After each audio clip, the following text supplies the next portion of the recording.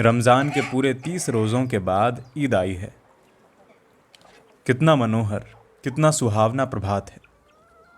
वृक्षों पर कुछ अजीब हरियाली है, खेतों में कुछ अजीब रौनक है, आसमान पर कुछ अजीब लालिमा है। आज का सूर्य देखो, कितना प्यारा, कितना शीतल है, मानो संसार को ईद की बधाई दे रहा है। गांव में कितनी हलचल है, ईदगाह जाने की तैयारियां हो रही है।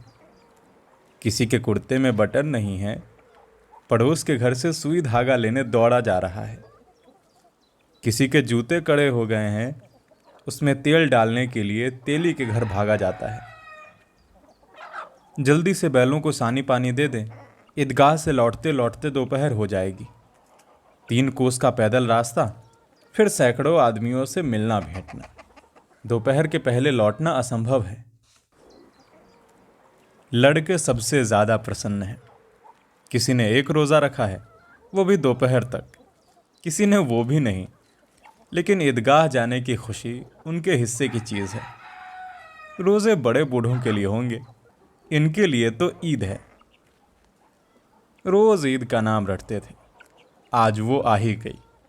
अब जल्दी पड़ी है कि लोग ईदगाह क्यों नहीं चलते। इन्हें गृहस्थी की चिंताओं से क्या प्रयोजन। सेवैयों के लिए दूध और शक्कर घर में है या नहीं, इनकी बला से ये तो सेवैयां खाएंगे। वो क्या जाने कि अब्बा जान क्यों बदहवास चौधरी कायम अली के घर दौड़े जा रहे हैं। उन्हें क्या खबर कि चौधरी आज आंखें बदल लें तो ये सारी ईद मुहर्रम हो जाए। उनकी अपनी जेबों में तो कुबेर का धन भरा पड़ा है। बार बार जेब से अपना खजाना निकालकर गिनते हैं और खुश होकर फिर रख देते हैं। महमूद गिनता है, 1, 2, 10, 12। उसके पास 12 पैसे हैं।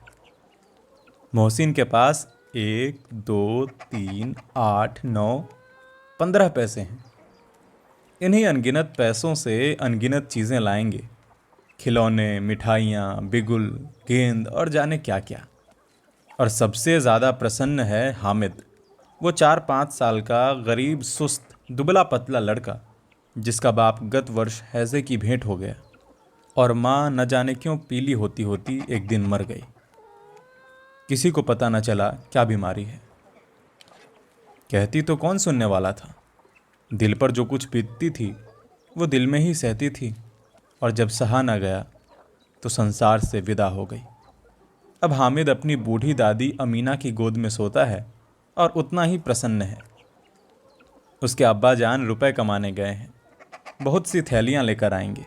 अम्मी जान अल्लाह मियाँ के घर से उसके लिए बड़ी अच्छी अच्छी चीज़ें लाने गई हैं, इसलिए हामिद प्रसन्न है। आशा तो बड़ी चीज़ है, और फिर बच्चों की आशा, उनकी कल्पना तो राय का पर्वत बना लेती है। हामिद के पाँव में जूते नहीं हैं, सिर पर एक पुरानी धुरानी टोपी है जिसका गोटा काला पड़ गया है, फिर भी वो प्रसन्न है। जब उसके अब्बा जान थैलियां और अम्मी जान नियामतें लेकर आएंगी तो वो दिल के अरमान निकाल लेगा। तब देखेगा मोहसिन, नूरें और सम्मी कहाँ से उतने पैसे निकालेंगे। अभागिन अमीना अपनी कोठरी में बैठी रो रही है। आज ईद का दिन और उसके घर दाना नहीं।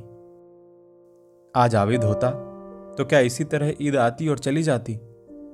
इस अंधकार और निराशा में वो डूबी जा रही है। किसने बुलाया था इस निगोड़ी ईद को। इस घर में उसका काम नहीं है, लेकिन हामिद, उसे किसी के जीने या मरने से क्या मतलब। उसके अंदर प्रकाश है, बाहर आशा। विपत्ति अपना सारा दलबल लेकर आए तो हामिद की आनंद भरी चितवन उसका विध्वंस कर देगी। हामिद भीतर जाकर दादी से कहता है, तुम डरना नहीं अम्मा, मैं सबसे पहले आऊंगा, बिल्कुल न डरना। अमीना का दिल कचोट रहा था। गांव के बच्चे अपने अपने बाप के साथ जा रहे हैं। हामिद का बाप अमीना के सिवा और कौन है। उसे कैसे अकेले मेले में जाने दे। उस भीड़ भाड़ में बच्चा कहीं खो जाए तो क्या हो। नहीं, अमीना उसे यूं न जाने देगी। नन्ही सा जान 3 कोस कैसे चलेगा? पैर में छाले पड़ जाएंगे, जूते भी तो नहीं हैं। वो थोड़ी थोड़ी दूर पर उसे गोद ले लेगी, लेकिन यहां सेवइयां कौन पकाएगा?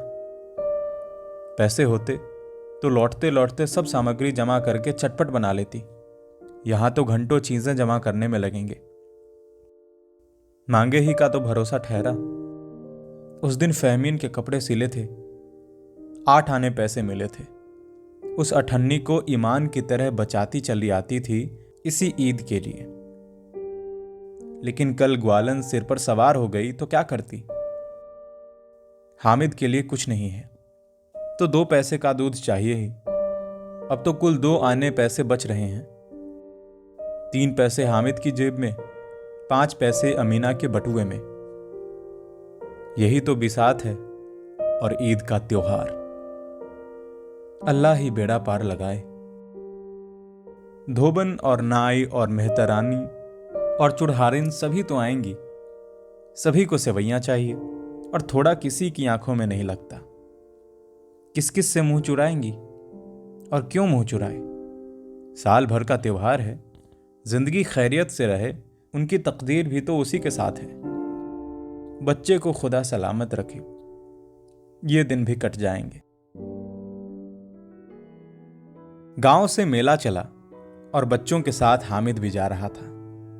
कभी सबके सब दौड़कर आगे निकल जाते, फिर किसी पेड़ के नीचे खड़े होकर साथ वालों का इंतजार करते। ये लोग क्यों इतना धीरे धीरे चल रहे हैं? हामिद के पैरों में तो जैसे पर लग गए हैं। वो कभी थक सकता है? शहर का दामन आ गया। सड़क के दोनों ओर अमीरों के बगीचे हैं। पक्की 4 दीवारी बनी हुई है। पेड़ों में आम और लीचियां लगी हुई है। कभी कभी कोई लड़का कंकड़े उठाकर आम पर निशाना लगाता है। माली अंदर से गाली देता हुआ निकलता है। लड़के वहां से फलांग पर हैं, खूब हंस रहे हैं। माली को जैसे उल्लू बनाया है। बड़ी बड़ी इमारतें आने लगी। ये अदालत है, ये कॉलेज, ये क्लब घर है। इतने बड़े कॉलेज में कितने लड़के पढ़ते होंगे? सब लड़के नहीं हैं जी, बड़े बड़े आदमी हैं। सच, उनकी बड़ी बड़ी मूछें हैं। इतने बड़े हो गए, अभी तक पढ़ते जाते हैं। न जाने कब तक पढ़ेंगे और क्या करेंगे इतना पढ़कर। हामिद के मदरसे में तो 2-3 बड़े बड़े लड़के हैं, बिल्कुल 3 कौड़ी के। रोज मार खाते हैं, काम से जी चुराने वाले। इस जगह भी उसी तरह के लोग होंगे और क्या। क्लब घर में जादू होता है। सुना है यहां मुर्दे की खोपड़ियां दौड़ती हैं और बड़े बड़े तमाशे होते हैं, पर किसी को अंदर नहीं जाने देते। और यहां शाम को साहब लोग खेलते हैं। बड़े बड़े आदमी खेलते हैं, मूंछों दाढ़ी वाले। और मेमे भी खेलती हैं। सच, हमारी अम्मा को वो दे दो, क्या नाम है, बैट, तो उसे पकड़ ही ना सके, घुमाते ही लुढ़क जाए। महमूद ने कहा, हमारी अम्मी जान का तो हाथ कांपने लगे, अल्लाह कसम। मोहसिन बोला, चलो, मनो आटा पीस डालती है, जरा सा बैट पकड़ लेंगी तो हाथ कांपने लगेंगे। सैकड़ों घड़े पानी रोज निकालती हैं। 5 घड़े में तो मेरी भैंस पी जाती है। किसी मेम को 1 घड़ा पानी भरना पड़े तो आंखों तले अंधेरा छा जाए। महमूद ने कहा, लेकिन दौड़ती तो नहीं, उछल कूद तो नहीं सकती। मोहसिन बोला, हाँ, उछल कूद तो नहीं सकती, लेकिन उस दिन मेरी गाय खुल गई थी और चौधरी के खेत में जा पड़ी थी। अम्मा इतना तेज दौड़ी कि मैं उन्हें ना पा सका। सच। आगे चलें। हलवाइयों की दुकानें शुरू हुई। आज खूब सजी हुई थी। इतनी मिठाइयां कौन खाता है? देखो ना, एक एक दुकान पर मनो होंगी। सुना है रात को जिन्नात आकर खरीद ले जाते हैं। अब्बा कहते थे कि आधी रात को एक आदमी हर दुकान पर जाता है और जितना माल बचा होता है वो तुलवा लेता है और सचमुच के रुपए देता है। बिल्कुल ऐसे ही रुपए हामिद को यकीन ना आया। ऐसे रुपए जिन्नात को कहां से मिल जाएंगे? मोहसिन ने कहा, जिन्नात को रुपए की क्या कमी? किसी खजाने में चाहे चले जाएं। लोहे के दरवाजों तक उन्हें नहीं रोक सकते जनाब। आप हैं किस फेर में? हीरे जवाहरात तक उनके पास रहते हैं। जिससे खुश हो गए उसे टोकरो जवाहरात दे दिए। अभी यहीं बैठे हैं, 5 मिनट में कलकत्ता पहुंच जाएं। हामिद ने पूछा, जिन्नात बहुत बड़े बड़े होते होंगे? मोहसिन ने कहा, एक एक सिर आसमान बराबर होता है जी। जमीन पर खड़ा हो जाए तो उसका सिर आसमान से जा लगे, मगर चाहे तो एक लोटे में घुस जाए। हामिद ने कहा, लोग उन्हें खुश कैसे करते होंगे? मुझे तो कोई मंत्र बता दे तो एक जिन्न को खुश कर लूं। मोहसिन बोला, अब तो ये मैं नहीं जानता, लेकिन चौधरी साहब के काबू में बहुत से जिन्नात हैं। कोई चीज चोरी जाए, चौधरी साहब उसका पता लगा लेंगे और चोर का भी नाम बता देंगे। जुमराती का बछवा उस दिन खो गया था। 30 दिन हैरान हुए, कहीं ना मिला तो झक मारकर चौधरी के पास गए। चौधरी ने तुरंत बता दिया, मवेशी खाने में है, और वही मिला। जिन्नात आकर उन्हें सारे जहान की खबरें दे जाते हैं। अब उसकी समझ में आ गया कि चौधरी के पास क्यों इतना धन है और क्यों उनका इतना सम्मान है। आगे चले, ये पुलिस लाइन है। यही सब कनिस्टेबल कवायद करते हैं। रैटन को, फायफो रात को बेचारे घूम घूम कर पहरा देते हैं। मोहसिन ने प्रतिवाद किया, ये कनिस्टेबल पहरा देते हैं? तभी तुम बहुत जानते हो। अजी हजरत यही चोरी कराते हैं। शहर के जितने चोर डाकू हैं सब इनसे मिलते रहते हैं। रात को ये चोर लोगों से कहते हैं चोरी करो, और आप दूसरे मोहल्ले में जाकर जागते रहो पुकारते हैं। जब ही इन लोगों के पास इतने रुपए आते हैं। मेरे मामू एक थाने में कनिस्टेबल हैं। 20 रुपया महीना पाते हैं, लेकिन 50 रुपए घर भेजते हैं। अल्लाह कसम। मैंने एक बार पूछा कि मामू आप इतने रुपए कहाँ से पाते हैं? हंसकर कहने लगे, बेटा अल्लाह देता है। फिर आप ही बोले, हम लोग चाहें तो एक दिन में लाखों मार जाएं। हम तो इतना ही लेते हैं जिसमें अपनी बदनामी ना हो और नौकरी चल जाए। हामिद ने पूछा, ये लोग चोरी करवाते हैं तो कोई इन्हें पकड़ता क्यों नहीं? मोहसिन उसकी नादानी पर दया दिखाकर बोला, अरे पागल, इन्हें कौन पकड़ेगा? पकड़ने वाले तो ये खुद हैं। लेकिन अल्लाह इन्हें सजा खूब देता है। हराम का माल हराम में जाता है। थोड़े ही दिन हुए मामू के घर में आग लग गई। सारी लई पूंजी जल गई। एक बर्तन तक न बचा। कई दिन पेड़ के नीचे सोए, अल्लाह कसम। फिर न जाने कहां से 100 कर्ज लाए तो बर्तन भाड़े आए। हामिद बोला, 100 तो 50 से ज्यादा होते हैं। कहां 50, कहां 100। 50 एक थैली भर होता है, 100 तो 2 थैलियां में भी ना आए। अब घनी बस्ती होने लगी थी। ईदगाह जाने वालों की टोलियां नजर आने लगी। एक से एक भड़कीले वस्त्र पहने हुए, कोई इक्के तांगे पर सवार, कोई मोटर पर। सभी इत्र में बसे, सभी के दिलों में उमंग। ग्रामीणों का यह छोटा सा दल अपनी विपन्नता से बेखबर, संतोष और धैर्य में मगन चला जा रहा था। बच्चों के लिए नगर की सभी चीजें अनोखी थी। जिस चीज की ओर ताकते ही रह जाते, और फिर पीछे से बार बार हॉर्न की आवाज होने पर भी न चेतते। हामिद तो मोटर के नीचे जाते जाते बचा। सहसा ईदगाह नजर आया। ऊपर इमली के घने वृक्षों की छाया, नीचे पक्का फर्श है जिस पर जाजिम बिछा है, और रोजेदारों की पंक्तियां एक के पीछे एक न जाने कहां तक चली गई हैं, पक्की जगत के नीचे तक, जहां जाजिम भी नहीं है। नए आने वाले आकर पीछे की कतार में खड़े हो जाते हैं। आगे जगह नहीं है। यहां कोई धन और पद नहीं देखता। इस्लाम की निगाह में सब बराबर है। इन ग्रामीणों ने भी वजू किया और पिछली पंक्ति में खड़े हो गए। कितना सुंदर संचालन है, कितनी सुंदर व्यवस्था। लाखों सिर एक साथ सजदे में नीचे झुकते हैं, फिर सब के सब एक साथ खड़े हो जाते हैं, एक साथ झुकते हैं और एक साथ घुटनों के बल बैठ जाते हैं। कई बार यही क्रिया होती है, जैसे बिजली की लाखों बत्तियां एक साथ प्रदीप्त हो और एक साथ बुझ जाए और यही क्रम चलता रहे।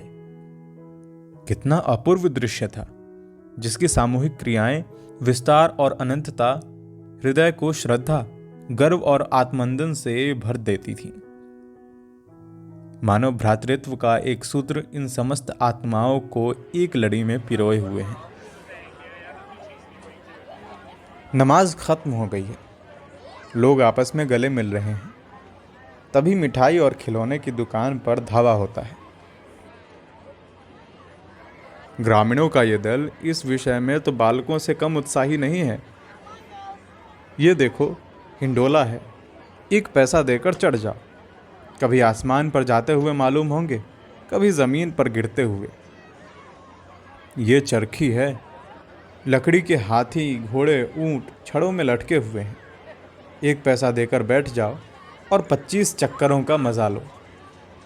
महमूद और मोहसिन और नूरे और सम्मी इन घोड़ों और ऊंटों पर बैठते हैं। हामिद दूर खड़ा है, 3 ही तो पैसे उसके पास हैं। अपने कोष का 1/3 जरा सा चक्कर खाने के लिए नहीं दे सकता।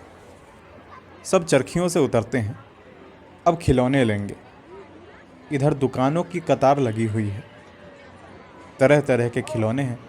सिपाही और गुजरिया, राजा और वकील, भिश्ती और धोबिन और साधु। वाह, कितने सुंदर खिलौने हैं, अब बोलना ही चाहते हैं। महमूद सिपाही लेता है, खाकी वर्दी और लाल पगड़ी वाला, कंधे पर बंदूक रखे हुए। मालूम होता है अभी कवायद किए चले आ रहा है। मोहसिन को भिश्ती पसंद आया, कमर झुकी हुई है, ऊपर मशक रखे हुए है, मशक का मुंह एक हाथ से पकड़े हुए है। कितना प्रसन्न है, शायद कोई गीत गा रहा है। बस मशक से पानी उड़ेलना ही चाहता है। नूरे को वकील से प्रेम है, कैसी विद्वता है उसके मुंह पर। काला चोगा, नीचे सफ़ेद अचकन, अचकन के सामने की जेब में घड़ी, सुनहरी जंजीर, एक हाथ में कानून का पोथा लिए। मालूम होता है अभी किसी अदालत से जिरह या बहस किए चला आ रहा है। ये सब 2-2 पैसे के खिलौने हैं।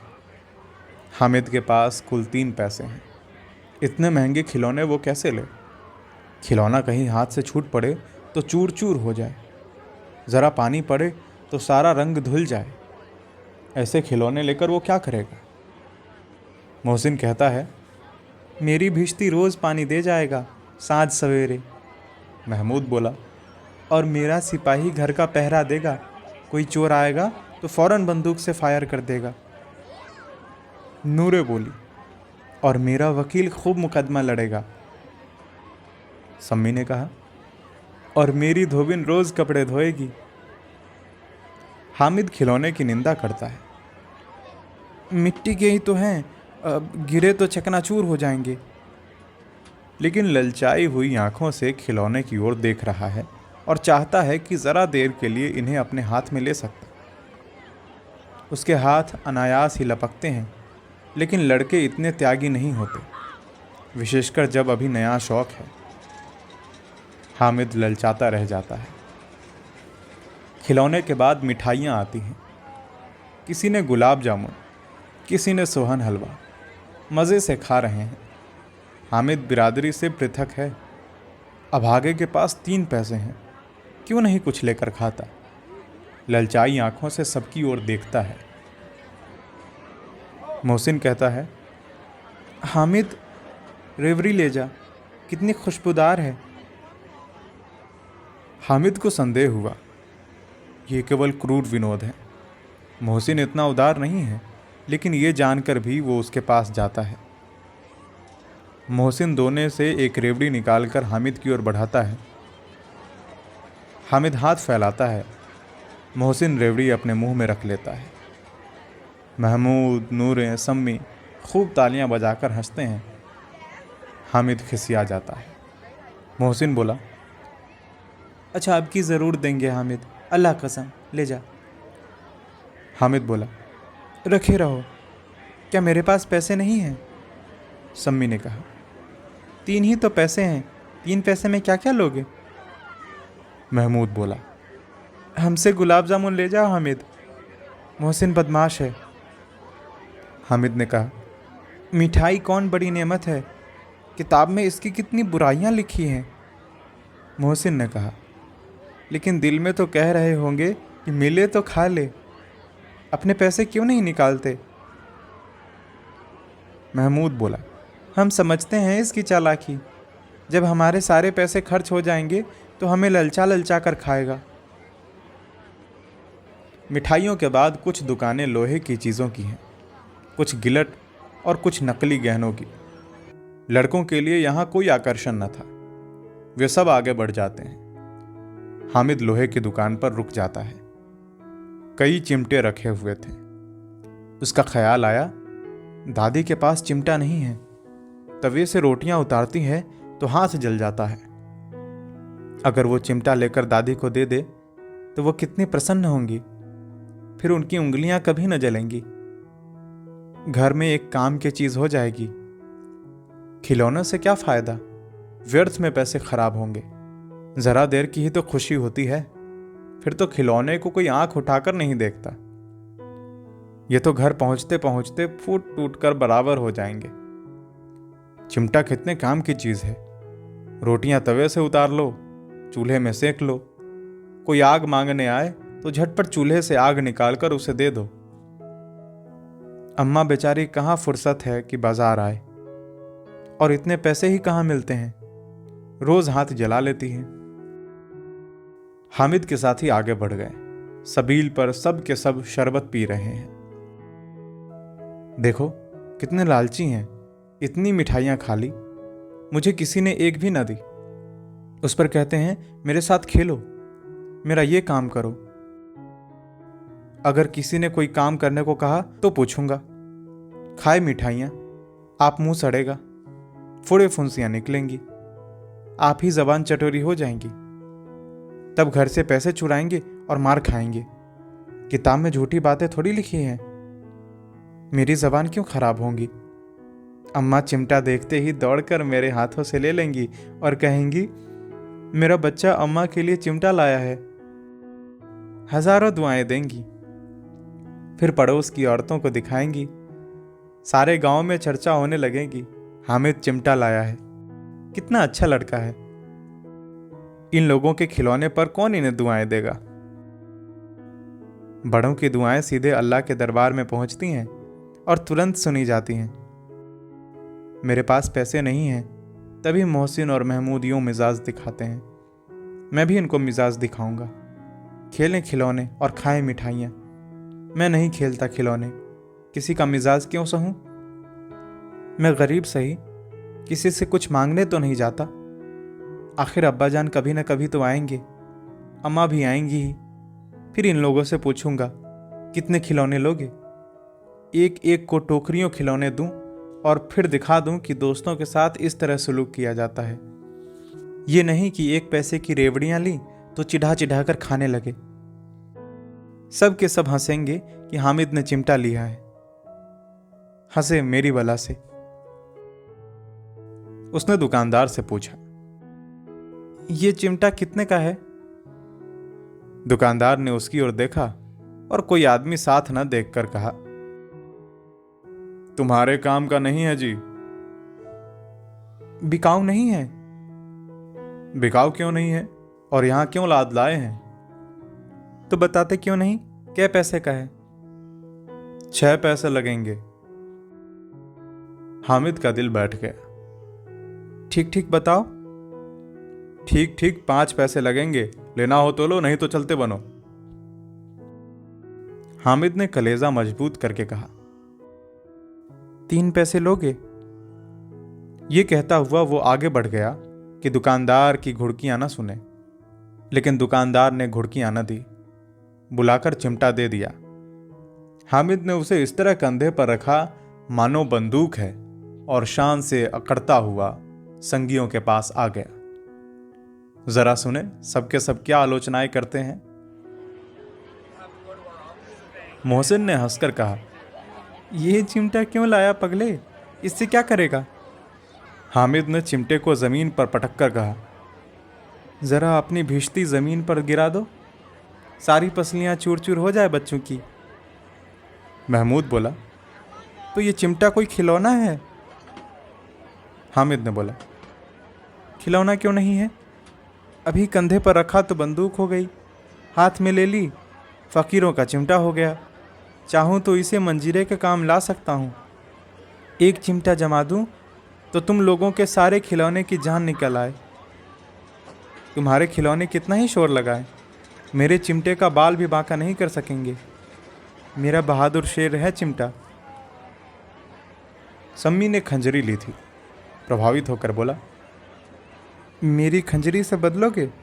2 आने की है। हामिद ने खंजरी की ओर उपेक्षा से देखा। मेरा चिमटा चाहे तो तुम्हारी खंजरी का पेट फाड़ डाले, बस एक चमड़े की झिल्ली लगा दी, ढप ढप बोलने लगी, ज़रा सा पानी लग जाए तो ख़त्म हो जाए। मेरा बहादुर चिमटा आग में, पानी में, आंधी में, तूफान में बराबर डटा खड़ा रहेगा। चिमटे ने सभी को मोहित कर लिया, लेकिन अब पैसे किसके पास धरे हैं। फिर मेले से दूर निकल आए। 9 कब बज गए, धूप तेज हो रही है, घर पहुंचने की जल्दी हो रही है। बाप से जिद भी करे तो चिमटा नहीं मिल सकता। हामिद है बड़ा चालाक, इसलिए बदमाश ने अपने पैसे बचा रखे थे। अब बालकों के 2 दल हो गए। मोहसिन, महमूद, सम्मी और पूरे एक तरफ है, हामिद अकेला दूसरी तरफ। शास्त्रार्थ हो रहा है। सम्मी तो विधर्मी हो गया, दूसरे पक्ष से जा मिला, लेकिन मोहसिन, महमूद और नूरे भी हामिद से 1-1, 2-2 साल बड़े होने पर भी हामिद के आघातों से आतंकित हो उठे हैं। उसके पास न्याय का बल है और नीति की शक्ति। एक ओर मिट्टी है, दूसरी ओर लोहा, जो इस वक्त अपने फौलाद कह रहा है। वो अजेय है, घातक है। अगर कोई शेर आ जाए तो मियाँ भिश्ती के छक्के छूट जाएं। मियाँ सिपाही मिट्टी का बंदूक छोड़कर भागे, वकील साहब की नानी मर जाए, चौगे में मुंह छिपाकर जमीन पर लेट जाए, मगर ये चिमटा, ये रुस्तमे हिंद लपक कर शेर की गर्दन पर सवार हो जाएगा और उसकी आंखें निकाल लेगा। हामिद ने आखिरी जोर लगाकर कहा, भिश्ती को एक डांट बताएगा तो दौड़ा हुआ पानी लाकर उसके द्वार पर छिड़कने लगेगा। मोहसिन परास्त हो गया, पर महमूद ने कुमक पहुंचाई, और बच्चू पकड़े जाएं तो अदालत में बंधे फिरेंगे, तब वकील साहब के ही पैरों में पड़ेंगे। हामिद इस प्रबल तर्क का जवाब न दे सका। उसने पूछा, हमें पकड़ने कौन आएगा? नूरे ने अड़क कर कहा, यह सिपाही बंदूक वाला। हामिद ने मुंह चिढ़ाकर कहा, ये बेचारे हम बहादुर रुस्तमे हिंद को पकड़ेंगे। अच्छा लाओ, अभी जरा कुश्ती हो जाए, इसकी सूरत देखकर दूर से भागेंगे, पकड़ेंगे क्या बेचारे। मोहसिन को एक नई चोट सूझ पड़ी। तुम्हारे चिमटे का मुंह रोज आग में जलेगा। उसने समझा था कि हामिद लाजवाब हो जाएगा, लेकिन यह बात न हुई। हामिद ने तुरंत जवाब दिया, आग में बहादुर ही कूदते हैं जनाब। तुम्हारे ये वकील, सिपाही और भिश्ती लौंडियों की तरह घर में घुस जाएंगे। आग में कूदना वो काम है जो रुस्तमे हिंद ही कर सकता है। इस तर्क ने सम्मी और नूरे को सजीव कर दिया। कितने ठिकाने की बात कही है पट्टे ने। चिमटा बावर्ची खाने में पड़े रहने के सिवा और कर ही क्या सकता है। हामिद को कोई फड़कता हुआ जवाब न सूझा, तो उसने धांधली शुरू की। मेरा चिमटा बावर्ची खाने में नहीं रहेगा। वकील साहब कुर्सी पर बैठेंगे तो जाकर उन्हें जमीन पर पटक देगा और उनका कानून उनके पेट में डाल देगा। कुछ बात न बनी। खासी गाली गलौज थी, लेकिन कानून के पेट में डालने वाली बात छा गई। ऐसी छा गई कि तीनों सुरमा मुंह ताकते रह गए, मानो कोई धेलचा कनकौआ किसी गंडे वाले कनकौए को काट गया हो। कानून मुंह से बाहर निकलने वाली चीज है, उसको पेट के अंदर डाल दिया जाए बेतुकी सी बात होने पर भी कुछ नयापन रखती है। हामिद ने मैदान मार लिया। उसका चिमटा रुस्तम हिंद है। अब इसमें मोहसिन, महमूद, नूरे, सम्मी किसी को भी आपत्ति नहीं हो सकी। विजेताओं को हराने वालों से जो सत्कार मिलना स्वाभाविक है, वो हामिद को भी मिला। औरों ने 3-3, 4-4 अपने पैसे खर्च किए, पर कोई काम की चीज ना ले सके। हामिद ने 3 पैसे में रंग जमा दिया। सच ही तो है, खिलौनों को क्या ही भरोसा, टूट फूट जाएगा। हामिद का चिमटा तो बस बना रहेगा बरसों। संधि की शर्तें तय होने लगी। मोहसिन ने कहा, जरा अपना चिमटा दो, हम भी तो देखें। तुम हमारा भिश्ती लेकर देखो। महमूद और नूरे ने भी अपने अपने खिलौने पेश किए। हामिद को इन शर्तों को मानने में कोई आपत्ति न थी। चिमटा बारी बारी से सबके हाथ में गया और उनके खिलौने बारी बारी से हामिद के हाथ में आए। कितने खूबसूरत खिलौने हैं। हामिद ने हारने वालों के आंसू पोंछे। मैं तुम्हें चिढ़ा रहा था, सच। ये चिमटा भला इन खिलौनों की क्या बराबरी करेगा? मालूम होता है, अब बोले तब बोले। लेकिन मोहसिन की पार्टी को इस दिलासे से संतोष नहीं होता। चिमटे का सिक्का खूब बैठ गया। चिपका हुआ टिकट अब पानी से नहीं छूट रहा है। मोहसिन बोला, लेकिन इन खिलौनों के लिए कोई हमें दुआ तो ना देगा? महमूद बोला, दुआ के लिए फिरते हो, उल्टे मारना पड़े। अम्मा जरूर कहेंगी कि मेले में मिट्टी के खिलौने तुम्हें मिले। हामिद को स्वीकार करना पड़ा कि खिलौनों को देखकर किसी की मां इतनी खुश ना होगी जितनी दादी चिमटे को देखकर होगी। 3 पैसे में उसे सब कुछ करना था और उन पैसों के इस उपयोग पर पछतावे की बिल्कुल जरूरत न थी। फिर तो चिमटा रुस्तमे हिंद है और सभी खिलौनों का बादशाह। रास्ते में महमूद को भूख लगी। उसके बाप ने केले खाने को दिए। महमूद ने केवल हामिद को साक्षी बनाया। उसके अन्य मित्र मुंह ताकते रह गए। यह उस चिमटे का प्रसाद था। 11 बजे गांव में हलचल मच गई। मेले वाले आ गए। मोहसिन की छोटी बहन ने दौड़कर भिश्ती उसके हाथ से छीन लिया और मारे खुशी के जो उछली तो मियाँ भिश्ते नीचे आ रहे हैं और परलोक सिधारे। इस पर भाई बहन में जमकर मारपीट हुई। दोनों खूब रोए। उसकी अम्मा ये शोर सुनकर बिगड़ी और दोनों को ऊपर से 2-2 चांटे और लगाए। मियाँ नूरे के वकील का अंत उसके प्रतिष्ठानुकूल इससे ज्यादा गौरवमय हुआ। वकील जमीन पर यह ताक पर तो नहीं बैठ सकता। उसकी मर्यादा का विचार तो करना ही होगा। दीवारों में खूंटियां गाड़ी गई। उन पर लकड़ी का एक पटरा रखा गया। पटरे पर कागज का कालीन बिछाया गया। वकील साहब राजा भोज की भांति सिंहासन पर विराजे। नूरे ने उन्हें पंखा झलना शुरू किया। अदालतों में खास की टट्टियां और बिजली के पंखे रहते हैं, क्या यहां मामूली पंखा भी ना हो? कानून की गर्मी दिमाग पर चढ़ जाएगी कि नहीं? बांस पर पंखा आया और नूरे हवा करने लगे। मालूम नहीं पंखे की हवा से या पंखे की चोट से वकील साहब स्वर्गलोक से मृत्युलोक आ रहे हैं और उनका माटी का चोला माटी में मिल गया।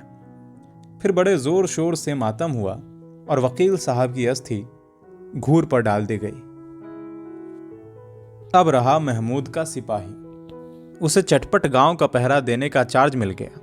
लेकिन पुलिस का सिपाही कोई साधारण व्यक्ति तो नहीं जो अपने पैरों पर चले। वो पालकी पर चलेगा। एक टोकरी आई। उसमें कुछ लाल रंग के फटे पुराने चिथड़े बिछाए गए, जिसमें सिपाही साहब आराम से लेटे। नूरे ने यह टोकरी उठाई और अपने द्वार का चक्कर लगाने लगे। उनके दोनों छोटे भाई सिपाही की तरह छोने वाले जागते रहो पुकारते चलते हैं। मगर रात तो अंधेरी होनी चाहिए। महमूद को ठोकर लग जाती है। टोकरी उसके हाथ से छूटकर गिर पड़ती है और मियाँ सिपाही अपनी बंदूक लिए जमीन पर आ जाते हैं और उनकी एक टांग में विकार आ जाता है। महमूद को आज ज्ञात हुआ कि वो अच्छा डॉक्टर है। उसको ऐसा मरहम मिल गया जिससे वो टूटी टांग को आनन फानन जोड़ सकता है। केवल गुल्लर का दूध चाहिए। गुल्लर का दूध आता है, टांगे तोड़ दी जाती हैं, लेकिन सिपाही को ज्यों की खड़ा किया जाता है, टांगे जवाब दे देती हैं। शल्य क्रिया असफल हुई, तब उसकी दूसरी टांग भी तोड़ दी जाती है। अब कम से कम एक जगह आराम से बैठ तो सकता है। एक टांग से न तो चल सकता था न बैठ सकता था। अब वो सिपाही सन्यासी हो गया है। अपनी जगह पर बैठा बैठा पहरा देता है। कभी कभी देवता भी बन जाता है। उसके सिर का झालदार साफा खुरच दिया जाता है। अब उसका जितना रूपांतर चाहो कर सकते हो। कभी कभी तो उससे बाट का काम भी लिया जाता है। अब मियाँ हामिद का हाल सुनिए। अमीना उसकी आवाज सुनते ही दौड़ी और उसे गोद में उठाकर प्यार करने लगी। सहसा उसके हाथ में चिमटा देखकर चौंकी और बोली, ये चिमटा कहाँ था? मैंने मोल लिया है। कितने पैसे में? 3 रुपए में। अमीना ने छाती पीट ली। ये कैसा बेसमझ लड़का है कि दोपहर हुआ, न कुछ खाया न पिया, लाया क्या? चिमटा। सारे मेले में तुझे कोई और चीज ना मिली जो तू लोहे का चिमटा उठा लाया? हामिद ने अपराधी भाव से कहा, तुम्हारी उंगलियां तवे से जल जाती थी, इसलिए मैंने इसे ले लिया। बुढ़िया का क्रोध तुरंत स्नेह में बदल गया, और स्नेह वो भी नहीं जो प्रगल्भ होता है और अपनी सारी कसक शब्दों में बिखेर देता है। ये मूक स्नेह था, खूब ठोस, रस और स्वाद से भरा हुआ। बच्चे में कितना त्याग, कितना सद्भाव और कितना विवेक है। दूसरे के खिलौने लेते और मिठाई खाते देखकर इसका भी मन ललचाया होगा। इतना जब्त इससे हुआ कैसे? वहां भी इसे अपनी बुढ़िया दादी की ही याद बनी रही। अमीना का मन गदगद हो गया। और अब एक बड़ी विचित्र बात हुई, हामिद के इस चिमटे से भी विचित्र। बच्चे हामिद ने बूढ़े हामिद का पाठ खेला था। बुढ़िया अमीना बालिका अमीना बन गई। वो रोने लगी। दामन फैलाकर हामिद को दुआएं देती जाती थी और आंसू की बड़ी बड़ी बूंदें गिराती जाती थी। हामिद इनका रहस्य क्या समझता?